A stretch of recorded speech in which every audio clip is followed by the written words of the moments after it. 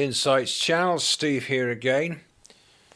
Today I'm going to continue with my Insights books, Jasher Insights, except this is a synopsis summary of Jasher Insights Book 2. The story of Joseph and his brethren is even better than the good story in the Bible. It gives amazing details about what exactly happened to poor Joseph when he was sold as a slave into Egypt by his brethren, what happened along the way. There's a very seductive, beautiful woman called Zelika. There's a picture of her drawn on one of my Insights books, The Testament of 12 Patriarchs, Insights. It's a real sexy looking woman, young woman on the front of that book. And a picture of a very masculine, conquering warrior, Joseph. That's in the Testament of 12 Patriarchs. It has a great picture. And again, by my precious daughter, Suzanne Strutt, who's an incredible artist. I'm so thankful for her. It's a real blessing, real boon to have her to make the covers for my books. I'm very thankful for that.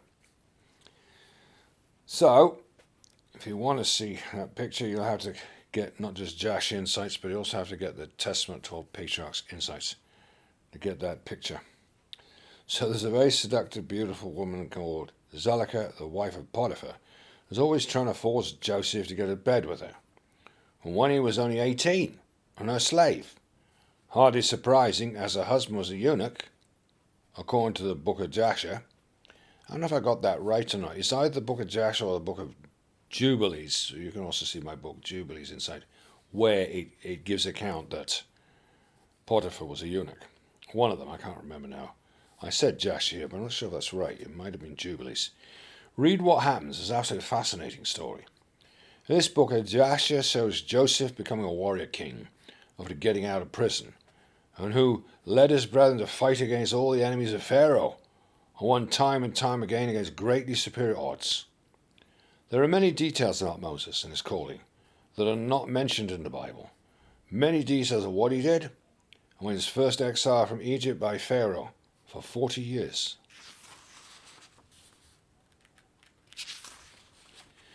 There is also a dubious story about Moses being in jail before being released and having become a king for a long time in the days after he had left Egypt. What did actually happen to Moses in the 40 years he was away from Egypt? That's the time, when he fled from Pharaoh because he killed the Egyptian when he was young. Find out by reading this book, Jasher Insights Book 2. This book is probably the most questionable, or not this book, this story, the one there about Moses being a king in the wilderness in the interim time while he fled from Pharaoh to the time when he came back to Egypt and cleared the place out and delivered the children of Israel. That particular story is probably the most questionable on the whole book of Jasher, but interesting anyway. There is a fascinating description of Moses and the 10 plagues of Egypt in his book.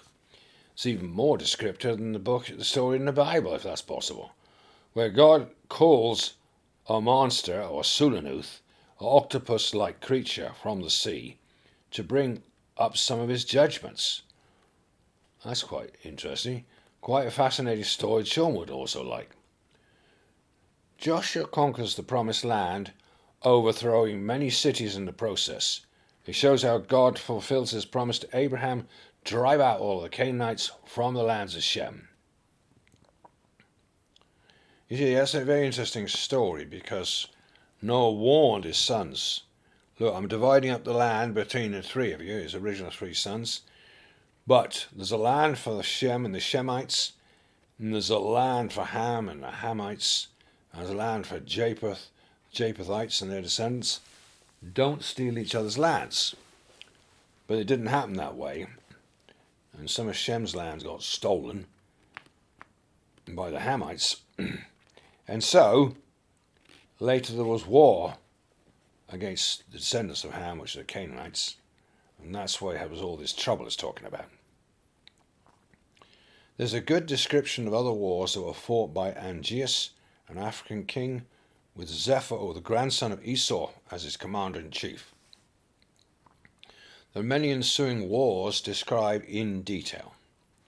There's a fascinating story of Zepho, grandson of Esau, who fought against a large human-animal chimera, which was described as having the top half of a man or bottom half of a beast. That's right, in Jasher Book 1, or Jasher Insights Book 1, there's one type of chimeras, and then in this Book 2, there's another type of human-animal chimera. So chimeras still existed at this time.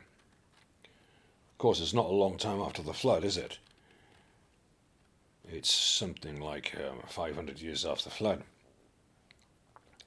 Zepho killed this monster, was hiding in a cave because it decimated the herds and flocks of the local peoples. As a result, Zepho was made king of the land of Chittim, Cyprus.